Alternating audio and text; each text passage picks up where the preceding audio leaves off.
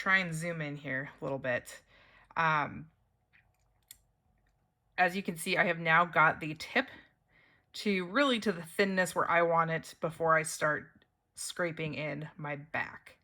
Now you can do one of two things. You can work with your knife and go back to where the heart starts and just do that aspect. Some people can go ahead and kind of clip the tip open at this point, thin it out a bit more, and then start adding in the back. Um, Getting the heart, scraping to the heart, and then scraping back till about 5 millimeters from the thread.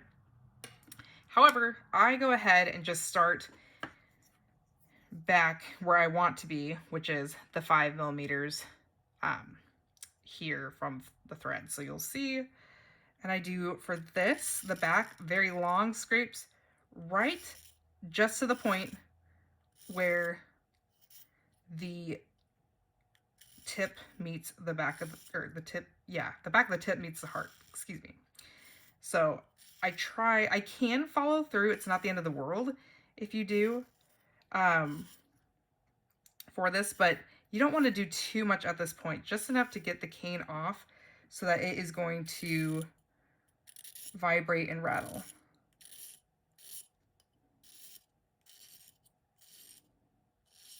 Now, a common problem when you are first learning reed making is that you lose either the spine or the rails, right?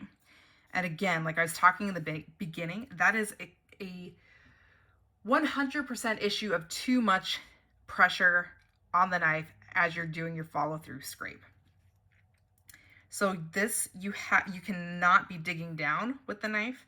You must push it, and again, really just scratch off the cane. You can even see the shiny bark. I still have a very shiny, prominent spine here. You can see that I have rails, and the rails being, again, the sides here of the reed. This all helps with the structure.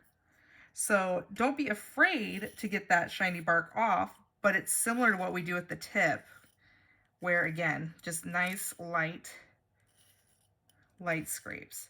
And I have no problem telling my students to leave their spine heavier at first, just so that they know exactly where it is. And if you have, I don't know, if you're struggling still to keep it on there, don't be afraid to just draw on the reed.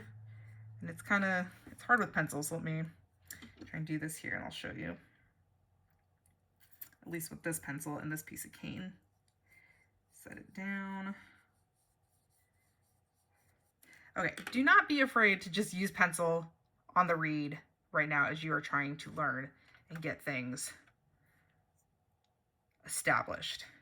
You are going to wreck way more reeds than you would like when you're first starting out, but we all do it, and the only way that we learn how to properly scrape the cane with the knife, excuse me, is by practice, lots and lots of practice. So yes, you're going to go through lots of cane. Yes, you should probably have a lot of tube cane on hand if your school has cane processing equipment.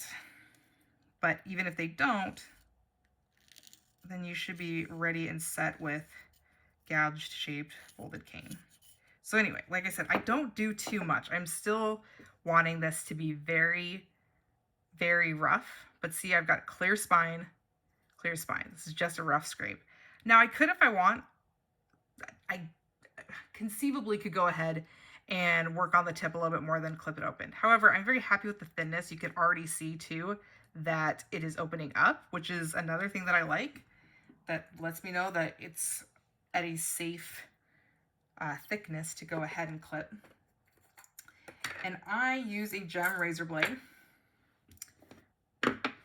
Move these fuzzies out of the way. It's my best friend, gem razor blade.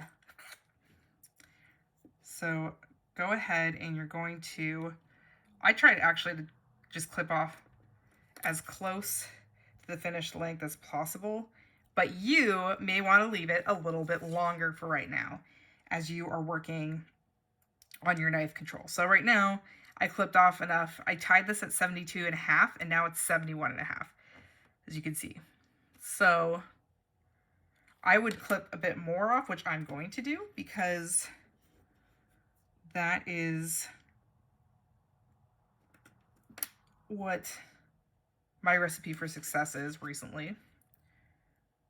It keeps me a little more accountable for the reed itself and allows me to take my time and slow down.